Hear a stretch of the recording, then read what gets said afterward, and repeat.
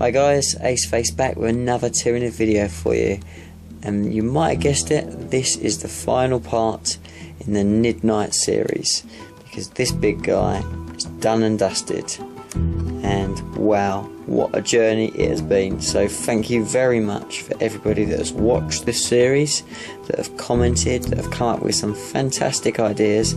Even if I've not used all the ideas, some of them have been really good, and if I could do it again, I probably would use a lot of the ideas that you guys have come up with.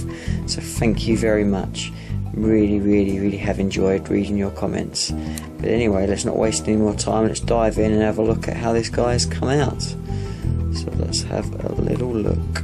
So, as you can probably see, since the last video, the main bits that I've worked on is just continuing on to all the detail on the green, which you can see on all the different talons, all picked out with several highlights.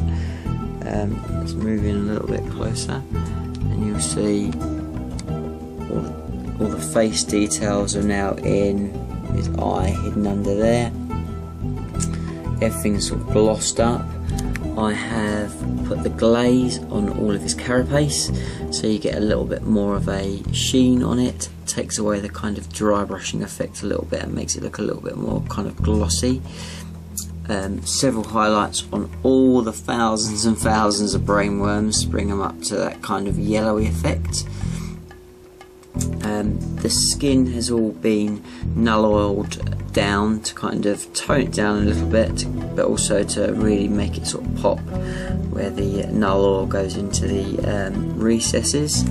Sort of spin this guy around so you can kind of get an impression of how they look. Really pleased with how the brainworms came out in the end. I was so unsure about them for all the way through this project, but actually now I'm so pleased with how they've come out. They really do look cool, and they add something very different to this model. So yeah, so thanks very much for everybody that sort of said they liked them, because I was very close to kind of losing my way with it at the beginning, because I just wasn't sure whether it was the effect I was looking for. There's those toy spines on his back. I think they work really well. Pleased with how they've come out,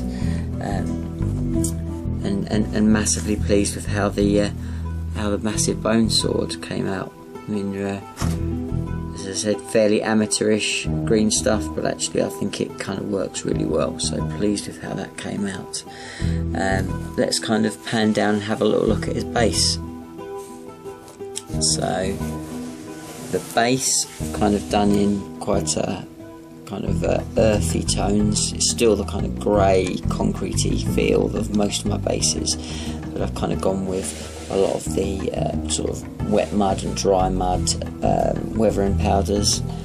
Hopefully you can see the light's not great, but got these sort of, the barrels are all rusted up, and kind of all the effect. I've really gone sort of to town on them. Really pleased with how they've worked out.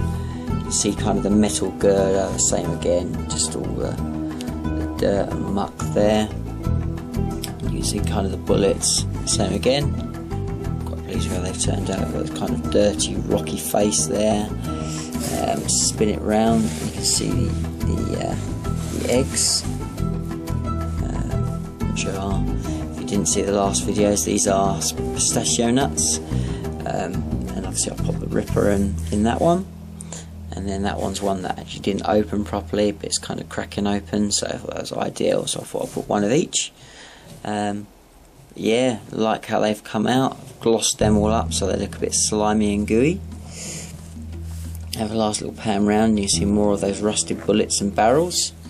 But yeah, chuffed to bits with how this guy's come out. Really pleased. Can't wait to actually see him in the game.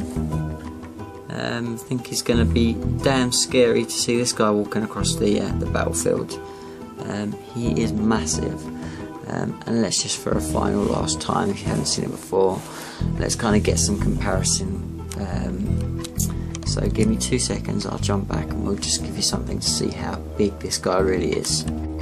Right guys, so let's have a little look at some size comparisons. So this is the knight. This is a trigon. pop them next to each other. That's how big this guy is.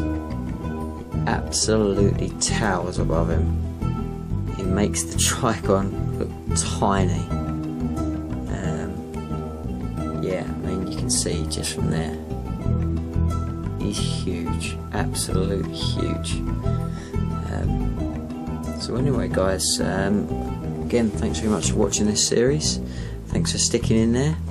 To give you, if you're still watching now, to give you a quick little update on what's happening next. So I've got the small matter of my entry in Martin McNeil's Star Wars Hammer competition, so I've got to finish that guy off, which you would have seen the entry video of that. And then after that, it's worth sticking about because I've got a couple of really exciting things. One is that I'll start working on the Bio Titan, the Hierophant. I've been waiting to do it for ages, and that's going to be my next big project. And I've got a secret special event that's also coming up very soon as well.